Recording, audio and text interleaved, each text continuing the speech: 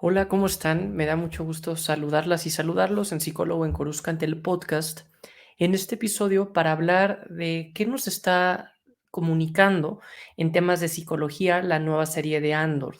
En estos tres primeros capítulos, que han gustado bastante por la alta calidad, por el profesionalismo cinematográfico, de fotografía, de historia, también ha dado mucho de qué hablar porque es de las primeras historias en donde se rompe, mejor dicho, la primera historia en audiovisual, en donde se rompe la fórmula típica del viaje del héroe e incluso esta parte de fantasía, incluso me atrevería a decir de mitología que hay alrededor de Star Wars con todo este despertar de la fuerza, de ser Jedi y del bien y el mal, que sin duda es gran parte de la esencia de Star Wars, pero que no lo es todo, porque si bien esta historia se aleja de la fuerza, no pierde la esencia y la identidad de lo que realmente es Star Wars. He visto en estos días a creadores de contenido que han sido bastante críticos, para bien, para mal, en gusto se rompen géneros. En Uruguay dicen para todo hay un color o algo así, decían el otro día en uno de estos episodios, pero aquí se hacía ver qué tan conveniente era que no hubiera este fanservice al no tener, no sé, los típicos cameos, al no tener a un protagonista o algún personaje tan reconocido como podría ser Kenobi, Vader o el mismo Grogu, que en su momento no era conocido, pero en el episodio 1 de Mandalorian salió y eso cautivó. Esta serie ha sido mucho más prudente, la han llamado más adulta, pero yo aquí quería tomar este espacio y este episodio para hablar un poco del trasfondo psicológico de Star Wars. La premisa de este podcast es analizar la psicología de Star Wars porque es una historia bien contada y que tiene suficientes elementos para poder hacer un análisis en este sentido de la psicología, de las motivaciones, las conductas, los gustos, los miedos, las emociones, los prejuicios, las conductas, tanto individuales como colectivas. Y aquí en Andor no va a ser para nada la excepción. Al revés, vamos a poder profundizar y vamos a poder expandir claros oscuros de la personalidad. Algo mucho más real. Tanto Tony Gilroy como Diego Luna, como la producción de Andor, nos han dicho y una y otra vez que esta serie sobre todo va a ser real. Y creo que eso es bien interesante y bien retador cuando haces una historia real en una galaxia lejana, en donde las naves hacen sonido en el espacio, en donde existen Wookiees, en donde existe la fuerza. Y aquí es bien interesante la forma en que han mantenido esta realidad con las emociones y la complejidad humana, sobre todo jugando con esta perspectiva individual y colectiva. No solamente vamos a entender a los personajes en su viaje interior, qué es lo que pasaba con Luke, con Rey, con Anakin, con Kenobi, incluso lo podría decir con Din Djarin. Explorábamos mucho un viaje interno en donde a la par del contexto externo, internamente iban sintiendo un despertar tanto a la luz como a la oscuridad, como Ben Solo o como Anakin. Iban viviendo esta narrativa típica de Joseph Campbell que la llama como el viaje del héroe, en donde había un despertar, en donde había un acompañamiento, en donde había una figura de maestro, y que eso en mitología en nuestro planeta, desde los libros más sagrados de Occidente y de Oriente, cristianos, judíos, hindús, orientales, están basados en esta mitología. La gran cantidad de los cuentos y de las historias en nuestro planeta tienen esta fórmula, por eso nos identificamos de una forma tan cotidiana, pero lo que estamos viendo en este thriller psicológico es sí un proceso interno, pero sobre todo en torno a lo colectivo. Aquí es bien interesante analizar a Cassian como niño en esta comunidad. ¿Cuál era el nombre? No era Fest, esta comunidad, por aquí lo apunté, Kenari, en donde vivían, no sé, solamente jóvenes. A mí me llama mucho la atención esa perspectiva, me recordaba al mundo perdido, al mundo del nunca jamás de Peter Pan o incluso estas novelas también psicológicas del Señor de las Moscas, de niños perdidos en una isla, en donde pues viven víctimas no sé, a la explotación mineral y a la contaminación que sus padres y los adultos por estar trabajando ya no están y viven en base a los niños, y cómo él empieza un desarrollo entre pares para después ser adoptado, para después estar en este otro planeta Ferrix, ¿no? Disculpen aquí que estoy leyendo, pero es que los nombres de los planetas son todavía muy nuevos para estos memorizarlos, pero como en Ferrix se vive realmente esta perspectiva de comunidad y se ayudan los unos con los otros, ¿no? Se pasan la voz haciendo sonido. Cuando viene el imperio es una comunidad totalmente de escucha, ¿no? Me encantaron estas campanadas que daban para marcar los tiempos al amanecer, al ir al dormir, y que ya cada quien tenía muy su cotidianidad y su ritmo y de decir, bueno, yo te puedo echar la mano, yo te puedo hacer proteger la espalda, y cómo funcionan como colectivo y empiezan a insurgir y a levantarse en contra de una violencia opresora como podría ser este orden corporativo de seguridad imperial. Y eso, a final de cuentas, es lo que se termina traduciendo y que seguramente lo veremos conectar más adelante con lo que Luthean Rael conecte con las células rebeldes, en su momento con Mod Mothma, y que sabemos que también al mismo tiempo esto pasó tanto en la serie de Solo lo vimos de una forma aislada, como incluso en la serie de Kenobi, otra célula rebelde, incluso evidentemente en Rebels, que pasa al mismo tiempo que la primera temporada de Andor, cómo todo se va entretejiendo para unificar y llenar a esta fuerza colectiva.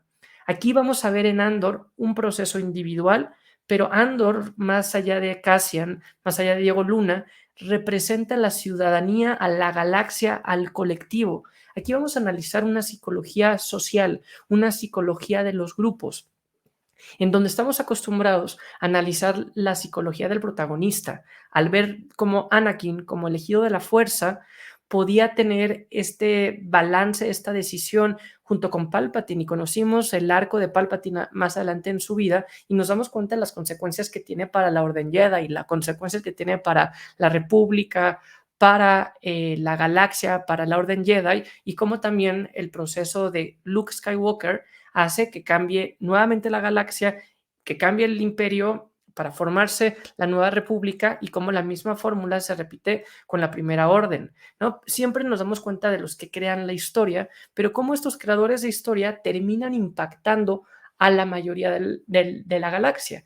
Y eso es lo que es bien interesante, porque aquí Andor no es otra cosa más que ser congruente y expandir la realidad. Y obviamente si lo vemos únicamente desde la perspectiva en primera persona, pues lo vemos muy fácil como, bueno, yo soy Yoda, yo soy Palpatine, y pues son las cabezas de dos órdenes opuestas, de dos balances de la fuerza, pero pues bueno, todas las repercusiones que existen para la base de la pirámide, pues es lo que vamos a ver realmente en estos ejercicios y en estos episodios, y eso lo vuelve bien potente y le da un significado mucho más real a la serie, ¿no? Entonces, aquí va a ser interesante darnos cuenta de esta visión tanto individual como colectiva. A mí realmente me llama mucho la atención esta perspectiva de la psicología de la gente en el día a día y cómo se va cambiando la responsabilidad. Cuando uno está solo, pues va a sentir la responsabilidad por actuar, porque si no lo hace uno, no lo va a hacer alguien más. Pero cuando existen muchas más personas, pues puede distribuir la culpa, la responsabilidad, y eso también puede llevar un poco de apatía. Evidentemente, ¿qué es lo que pasa cuando se empieza a organizar los grupos?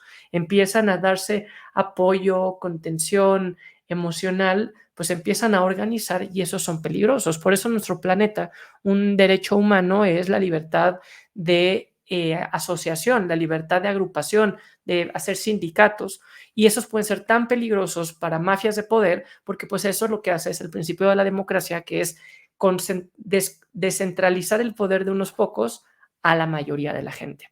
Esta debería ser la propuesta de un bien común de la República, pero bueno, sabemos aquí en esta galaxia que pues es todo lo contrario, que hay una tiranía autocrática que quiere todo el poder, Palpatine, que lo quiere concentrar para sus propios intereses, y cómo esto termina impactando a los intereses colectivos. Si los intereses colectivos están aislados, pues no van a tener nada de fuerza, pero esa es la fortaleza de la acción colectiva, que si estos intereses se empiezan a agrupar más allá de la diversidad de especies, de razas, de género, de planetas, de recursos, de posibilidades, pues empiezan a unificarse, y es lo que sabemos que pasa más adelante con la Alianza Rebelde, ¿no? Cuando dicen, esta serie no tiene nada que ver con Star Wars, porque no tiene nada de Jedi y de fuerza, yo les invito a que hagamos una reflexión del nombre de la saga, ¿no? No se llama The Force, no se llaman los Jedi, se llama Star Wars. Recordarán pues quienes ven este canal hablan español, pero hace unos años, cuando hablamos de la trilogía original, antes de las precuelas,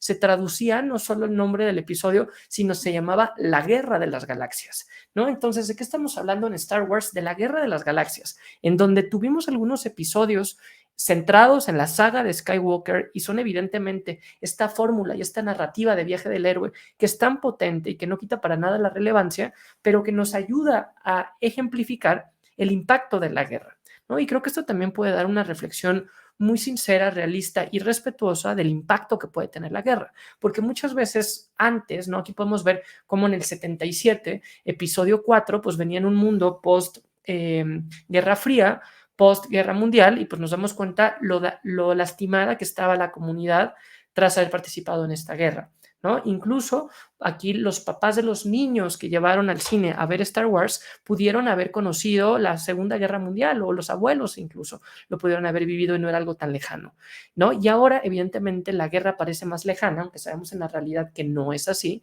que también hemos vivido y enfrentado otro tipo de retos bien complejos en nuestro planeta al día de hoy en la situación que existe en Europa, en Medio Oriente o incluso en nuestra misma región. Nos damos cuenta que la guerra no es tan ajena, pero aquí podemos darnos cuenta las consecuencias que existen de las personas en el día a día.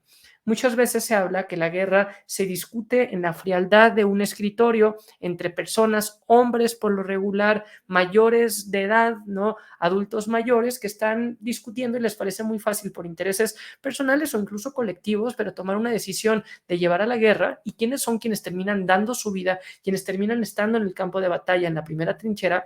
Pues terminamos siendo las y los ciudadanos comunes, jóvenes, que no tenemos idea, ni siquiera voz posiblemente directa en la discusión, pero nos toca dar la cara y vivir las consecuencias. Y aquí por eso creo que se puede dar y se va a analizar bien interesante esta perspectiva colectiva.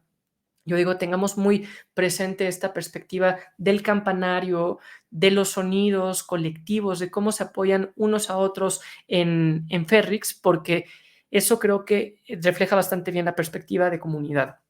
Y también aquí los guiños que pueden existir con Rogue One, ¿no? En donde también este comité de Rogue One con estas personas que acabaron en la nave en Scarif, pues cada quien aportaba lo suyo y terminó siendo una batalla que les costó la vida. Yo noté mucha similitud con Rogue One en esta perspectiva o en esta visión lógica de colectividad y de cada quien hacer lo que le corresponde con responsabilidad, pero también de cómo hay viajes de ida que no tienen regreso. En uno de los últimos episodios que hablábamos de coleccionismo, hablábamos del fandom y la psicología de ser fan de Star Wars, se habla cómo ser fan o meterte a empezar una colección parece que es algo que empiezas y que difícilmente vas a parar. Y se dice es un viaje de ida sin regreso.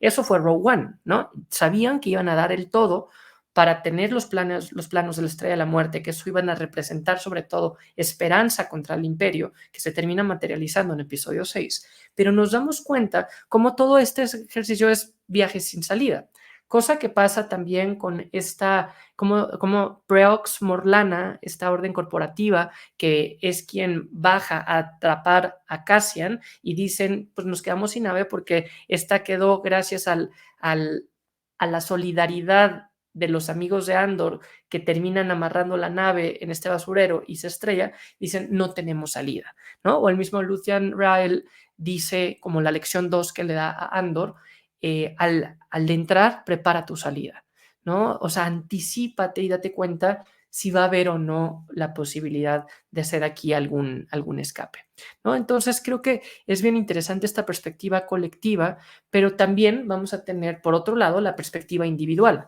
¿no? Yo ya he hecho uno que otro episodio de Psicólogo en Coruscant, el podcast, haciendo referencia a la psicología de Andor o también a la psicología de la Alianza Rebelde, ¿no? De Saw Gerrera, de cómo muchas veces un personaje como él pueden ser un poco radicales. Lo hablaba con David, del Datapad de David, un amigo que le mando un fuerte abrazo. Hablábamos también sobre esta doble moral o esta ideología del fin justifica los medios, ¿no? Y Cassian Andor tiene toda esta visión en donde tanto la primera vez que lo vemos en la serie de Andor como la primera vez que lo vemos en Rogue One no es coincidencia, menos si todo fue ideado y producido por Tony Gilroy. Aquí podemos notar un statement y un simbolismo muy claro que nos quiere hacer ver, que es lo primero que vemos en las primeras escenas, en las dos en la película y en la serie, él dispara primero. Él termina dañando, ¿no? En Rogue One sabemos que era esta persona que le estaba dando informes de la Estrella de la Muerte, que había una nave, pero estaba nervioso, lo iban a atrapar, sabía que iba a comprometerse, que iban a comprometerse mutuamente y que iban a comprometer a la causa, entonces él, el fin justifica los medios, ¿no? Lo mismo iba a ser con Galen Erso cuando le pidieron matar. Vamos a analizar un poco su desarrollo psicológico en esta serie y cómo lo llevan a tener esta conciencia mucho más en cuestión de funcionalidad, y también lo vemos evidentemente en este momento clave de su historia, que es cuando mata a un guardia por defensa personal, por defenderse del abuso de poder, por una circunstancia ajena a él. Él no quería matar y al segundo lo mata por lo mismo, el otro ya estaba ideando una coartada para protegerse, pero nos damos cuenta cómo Andor dispara primero. Cosa que con Han Solo, lo he hablado en muchos episodios, lo he hablado en mi post en Instagram, nos damos cuenta que ha cambiado la historia entre que si Han o Greedo dispararon primero, pero pues eso es una postura para ver si es héroe o antihéroe, ¿no? Ser héroe es poner al servicio de los demás, del servicio colectivo, tus competencias y sacrificarte incluso al respecto. Los valores, los principios y los intereses colectivos son más importantes que los personales. Para una figura que es antihéroe, sí, también los bienes colectivos son más importantes, pero puede encontrar algunas formas de ejecutarlos que pueden no ser del todo correctas, pero su fin último es positivo. Es lo que lo haría diferente a un villano o a un antagonista, que sería ir en contra del protagonista, suponiendo que este fuera un héroe, ¿no? Entonces, aquí con Andor podemos notar esta moralidad, y no lo quiero culpar, sí tendrá un tema de temperamento y de personalidad, pero también vamos a ir entendiendo su contexto, desde estar perdido, bueno, no perdido, es ser huérfano en una comunidad de niños en Ferrix, ser adoptado, incluso secuestrado, me atrevería a decir. Veremos aquí de qué forma es liberado, pero tendrá esta culpa, este remordimiento de querer regresar con su hermana, un guiño y una similitud obvia de Anakin con su mamá, y cómo va a ir llevando y entretejiendo su personalidad para darse cuenta que el fin, en su lógica, sí justifica los medios, sobre todo cuando hay este cansancio, cuando hay este hartazgo de la violencia opresora que tiene el imperio. Hago mucho la referencia a la violencia opresora porque es esta violencia directa a callarte, a asfixiarte, a no dejarte avanzar, y lo que va haciendo es desesperar hasta que haya un hartazgo de no querer hacer más y decir el fin va a justificar los medios y voy a necesitar violencia, pero que no podemos mitigar o comparar la violencia opresora, violante, que te presiona y te sofoca, contra la violencia, contra la opresión, la violencia liberadora que es necesaria para salir de un status quo en donde parece que no existe otra alternativa. Por eso podemos notar esta crudeza, esta moral gris, ¿no? Que vamos a ir viendo cómo se va desarrollando a lo largo de la historia. Y también un punto importante que Star Wars, hablando de diversidad, presenta es esta visión de ser migrante. Aquí vemos cómo Cassian va saliendo de diferentes planetas, tanto el suyo de origen en esta comunidad con niños, como en donde hizo su vida ahora en Ferrix con Marva, con Adria Arjona, con todo este contexto que tiene alrededor, que ella vive una comunidad, o incluso con Fest, que es lo que se decía en el canon desde Rogue One, que era realmente el planeta de origen. Vamos viendo que él no va teniendo este tipo de raíces, pero sí hace comunidad, sí hace equipo. Lo vamos a ver con los droides, lo vamos a ver también en su momento final de vida con Rogue One. Y aquí es interesante darnos cuenta, y aquí lo digo como mexicano, cómo también se justifica de una forma de narrativa bien interesante su acento de extranjero, ¿no? En donde nos hacen ver que él incluso tiene una lengua materna diferente al inglés. Ellos no le llaman inglés, ¿no? Le llaman como este idioma basic, como básico, hablado, escrito en Aurabesh, que es lo que justifica de tener este acento de extranjero. Y bueno, también quería hacer mucho reflexión a diferentes frases que dijeron a lo largo de la serie que me gustaron mucho, ¿no? Por ejemplo, este punto de el droide B, que hacía ver cómo primero habla y tiene una identidad muy parecida al último droide con el que estuvo Andor en Rogue One. Vamos a ver si existe ahí algún tipo de similitud, al menos en conciencia, en ironía, como pasó con K3 y el halcón milenario en otro momento. Pero bueno, aquí nos damos cuenta cómo Cassian le dice a Vi no sabía, bueno, hablando, le pide que mienta y dice: "Es que mentir me va a descargar, me va a bajar más rápido la batería". Y eso es un proceso bien interesante y bien cierto, porque cognitivamente implica cierto grado de inteligencia el ser capaces de mentir. Por eso los animales no lo hacen, porque tienen una inteligencia mucho más básica, más primitiva, más inocente, más transparente, ¿no? Y aquí, evidentemente, existe este grado de lo que se conoce como inteligencia maquiavélica de poder mentir y descarga. Evidentemente, al ser un proceso cognitivo mayor, superior, que requiere otro tipo de habilidades para hacerlo bien, pues eso se refleja cómo se termina descargando, ¿no? Y también como el mismo Cyril Khan, que me parece un personaje bien interesante, este joven oficial de la orden corporativa de Preux Morlana, me encantó su personalidad tan compleja, tanta inseguridad, tan anal es el término correcto, en donde quiere hacer las cosas al pie de la letra y tiene una razón de deber en donde no está dispuesto a hacer lo que su jefe le dice, dejar pasar esto, quiere investigarlo porque quiere hacer las cosas bien y en fondo y en forma, ¿no? Como él mismo está siempre bien peinado y mandó ajustar su traje y lo vemos con este llanto contenido y con esta emoción que refleja todo el tiempo contención, que aquí vamos a poder analizar de una forma bien interesante y bien rica su personalidad. Aquí nos podemos dar cuenta cómo él, en este pseudo discurso de motivación del libro de autoayuda, termina cuando habla con el equipo, cuando van ya en velocidad luz, en una escena impresionante en estas naves nuevamente hechas a manera de maqueta, como Tony Gilroy lo hizo en Rowan, habla, da este discurso y dice: el peor riesgo es no hacer nada. Y creo que aquí se nota este hartazgo por los dos lados, tanto de la alianza rebelde que va tomando algo de ritmo y que la gente dice, prefiero exponer mi vida si tengo la posibilidad de luchar por algo que vale la pena, como lo dice Luten Rural, a exponer mi vida, igual la expongo siendo sometido. El imperio mismo, en este caso a través de una subsidiaria, qué interesante cómo el imperio subarrenda el poder, ¿no? Y al subarrendar se transmiten sus valores, sus antivalores de corrupción, ¿no? Porque está el soborno, el abuso de poder, el conflicto de interés, la extorsión, la violencia, existe en esta perspectiva de corrupción como organización y cómo esta baja en toda su cadena de valor y en todos sus grupos de interés, como esta empresa corporativo subsidiario, y ellos dicen, pues hay peor riesgo de no hacer nada. Aquí va a ser bien interesante, sin duda, estarlo analizando.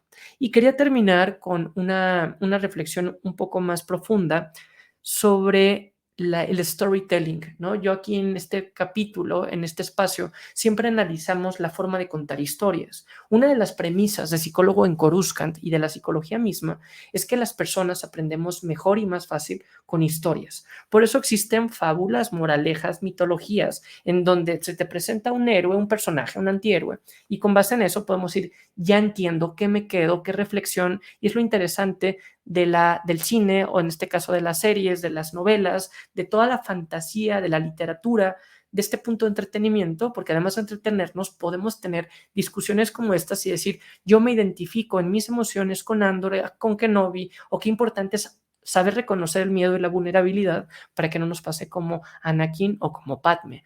Tenemos una historia en común en donde podemos analizar, y justo la premisa de este episodio es más fácil si hablo de estas emociones de una galaxia muy lejana, porque le quito defensas, así lo hablo en primera persona, que evidentemente me va a importar y me va a levantar incomodidades, susceptibilidades, me vulnerabiliza, ¿no? Entonces aquí se puede notar esta diferencia y cómo cada quien va creando su propia historia y narrativa. Y uno crea la historia, sabemos la historia de Star Wars, la historia de George Lucas, la historia que cada quien nos vamos contando, y por eso es que en el fandom somos tan diversos que hay gente que nos gusta el contenido, gente que no, y que dice, no, para mí esto es canon, para mí esto es Legends, para mí esto es tal elemento, pero aquí lo interesante es cómo cada quien va creando su historia. Nosotros como personas también vamos creando nuestra historia y podemos darnos cuenta que si lo que nos pasó hoy es una tragedia, digo, es la peor tragedia, ya no me voy a poder levantar, y yo mismo me empiezo a dar lástima y a decir, lo que me pasó estuvo tan terrible que ya soy víctima y necesito ayuda, o yo mismo, ese mismo elemento podría contarme la historia muy diferente y decir, esto es un punto de partida en mi vida, de inflexión para tocar fondo, y a partir de aquí aprendo que si me pasó esto y sigo con vida es porque tengo una razón para vivir y le doy otro sentido. Evidentemente, cada persona por su experiencia, por sus bagaje de vida, por su personalidad, por su temperamento, va creando su propia narrativa, incluso por su ego mismo en diferentes etapas de la vida y tenemos nuestras propias herramientas para poder hacerlo de una u otra forma. Pero aquí en esta serie, sobre todo en el episodio 1 de la serie, en el capítulo 1 y en los primeros 15 minutos, es impresionante cómo vemos cómo tres personas el mismo acto lo cuentan diferente. Y ahí es cuando nos damos cuenta de lo subjetiva que es la realidad.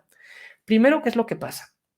Cuando le dispara Andor al primer oficial, el segundo oficial, por salvarse su vida empieza a crear una coartada de decir, no te preocupes, vamos a decir que él peleó, que estaba así, porque él sabe que no puede llevar con sus superiores lo que estaban haciendo, porque estaban en un burdel, porque estaban extorsionando, estaban ejerciendo un abuso de poder, lo cual es corrupción, se iban a meter en problemas, y él dice esto y trata de convencer a Andor de que no le pase nada como para justificarlo, ¿no? Entonces vemos por un lado esta historia, cómo se la cuenta en su persona. Después vemos cómo Andor inmediatamente regresa a Ferrix, va con su amigo y le dice, ¿qué hiciste anoche? No, no hiciste esto, hiciste esto.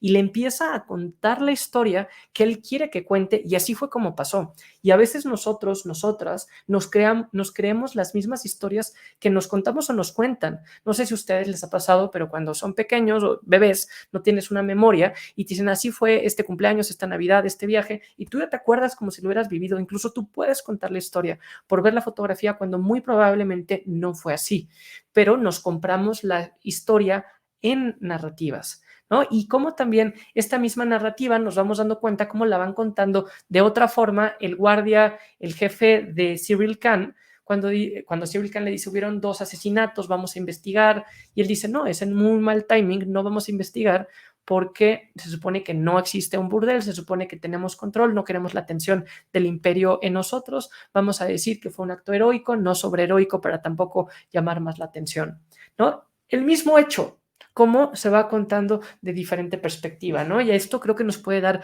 muchísimo de qué hablar o en qué sentido, porque así somos las personas en la vida, ¿no? Y así lo interpretamos por personalidad, por carácter, pero también qué diferente es cómo nos lo contemos y cómo vamos agrupando esa información. Yo aquí les pregunto, ¿sus historias quién las escribió? ¿Alguien más, las circunstancias o ustedes mismas y mismos están escribiendo su historia? Creo que es el momento de asumir esa responsabilidad. Pues bueno, este fue un capítulo profundo, como seguramente lo serán ahora que estaremos hablando de Andor, por este contenido y este claro oscuro. Sabemos que no vamos a ver cameos, sabemos que no vamos a ver estos grandes easter eggs, pero claro que lo existen de una forma muy sutil, muy congruente, y si alguien les dice que esto no es Star Wars, recordemos que esto es lo más puro de Star Wars, es hablar de las guerras de la galaxia en primera persona. Y si bien nos alejamos un poco y necesariamente de Tatooine y de los Skywalker, que era bueno también tener un respiro, también estamos profundizando y está siendo totalmente congruente con el canon. Problema fuera que no hubiera esta coincidencia en el storytelling. Ahí sí tendríamos que encontrar otra forma de contarnos esa historia, pero es todo lo contrario. Aquí funciona de una forma bien congruente.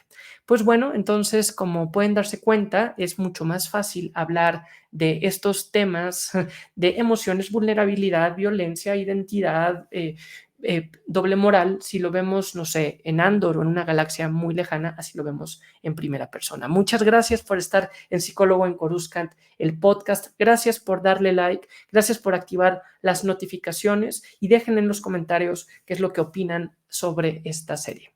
Muchísimas gracias. Nos vemos muy pronto. Hasta luego.